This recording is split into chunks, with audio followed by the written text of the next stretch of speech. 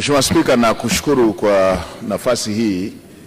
Ni kweli serikali ilibadilisha utaratibu na kupeleka utaratibu wa majaribio katika baadhi ya majiji na halmashauri, fedha hizi za mikopo kuanza kutolewa kwa utaratibu wa kupitia benki, na baadhi ya halmashauri ziliendelea na utaratibu ule wa awali. Sababu kubwa ya kufanya hivyo ilikuwa ni kupeleka utaratibu huu kwa maafisa wanaoshughulika na masuala ya mikopo, hasa kudhibiti tatizo lililokuwa linajitokeza la vikundi hewa, la watu wanakaa kwenye halmashauri pale, wanatengeneza vikundi, wanatengeneza syndicate kutoka baadhi ya watumishi wa ndani ya halmashauri na wale wanaopokea fedha hizo. Kimsingi watumishi wasio waaminifu na wenyewe wanakuwa sehemu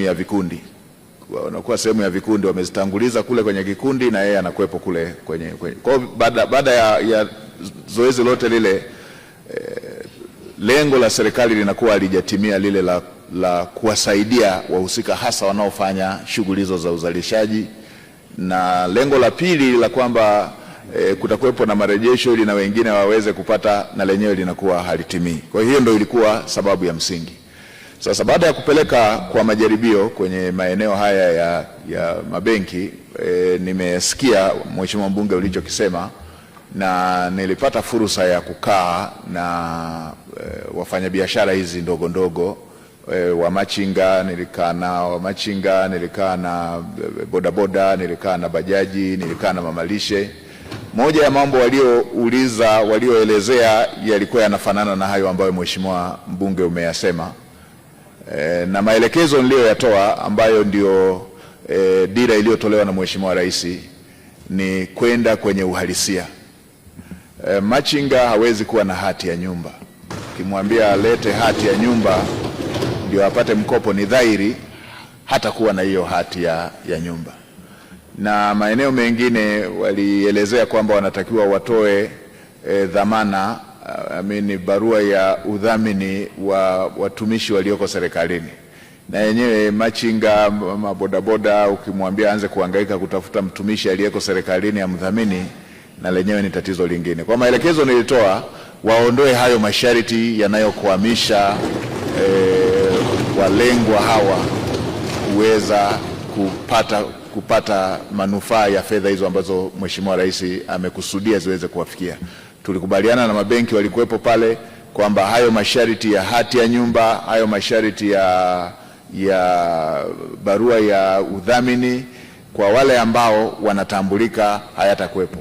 Labda Mheshimiwa Spika, nitumie tu bunge lako tukufu kuweka wazi eneo moja. Kwa yule ambaye hana kitambulisho cha taifa ndiye anayetakiwa utambuzi. Wale ndio ambao wamekuwa wakitakiwa watoe barua ambayo at least mtambulishe kwamba yeye ni Mtanzania. Mheshimiwa Spika, mimi nakumbuka kuna watu tumesoma wote sekondari, tukiwa tunapanga wote, tunagombania chakula hapo na mapoti na masahani, tumeenda chuo pale tunapanga foleni. Baada ya miaka kadhaa tumeona wanashika nafasi katika nchi za jirani kule, wamesoma kwa kodi za Watanzania, wameziba nafasi za Watanzania. Kwa hata huku kwenye mikopo na kwenyewe, waheshimiwa wabunge, ni waombe mridhie utaratibu wa kupekua kwamba apate Mtanzania wenyewe ule uendelee. Lakini kwa wale ambao wana vitambulisho vya taifa hawataulizwa hati wala hawataulizwa barua ya mtumishi yeyote anayetoka serikalini.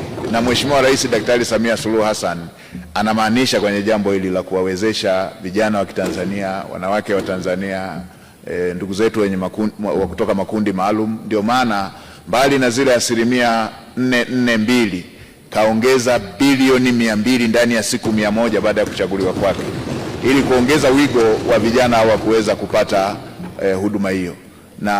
Na tayari ameshatoa maelekezo pia katika bajeti hii inayoandaliwa, itafuta utaratibu wa kuiongeza 5% nyingine ya kujenga miundombinu ya kufanyia watakakofanyia biashara hizo, kujenga miundombinu ikiwemo masoko nadhifu, yenye hadhi ya utu, kina mama na vijana waweze kufanyia biashara katika maeneo ambayo ni nadhifu. Kwa hiyo hili na lenyewe serikali tunaendelea kujiandaa nalo, na 5% hii itatumika hata katika baadhi ya maeneo ambako either wa machinga ama wengine wenye kina mamalisha ama wengine ambao wanakosa maeneo ya kufanyia biashara, yatatumika hata kununua, kutoa fidia ili machinga wafanyie biashara katika eneo ambalo watapata wateja, mamalisha wafanyie biashara katika eneo ambalo watapata wateja. Na Mheshimiwa Spika, mke wangu aliwahi kuwa mamalishe, kwa ninapoongelea watu hawa naongea kwa passion kwa sababu nimewahi kuishi kwa kulishwa na fedha ya mamalishe.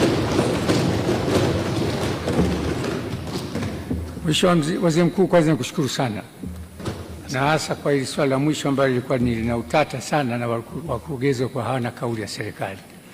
Kwa tamko lako leo, hili ni agizo la serikali na lizingatiwe na lifuatwe ili kuhakikisha wananchi hasa wa kipato cha chini wapate hizi pesa za Mheshimiwa Rais. Leo Mheshimiwa Waziri Mkuu, tuna vijana wanafanya biashara za online. Online haihitaji ofisi, online haihitaji chumba, inahitaji uaminifu tu. Bodaboda sasa hazisubiri abiria, zinafanya delivery. Hawa wote wanahitaji mchango huu wa Mheshimiwa Rais ili na wao wawe sehemu ya tena. Nakushukuru sana Mheshimiwa Waziri Mkuu, asante sana.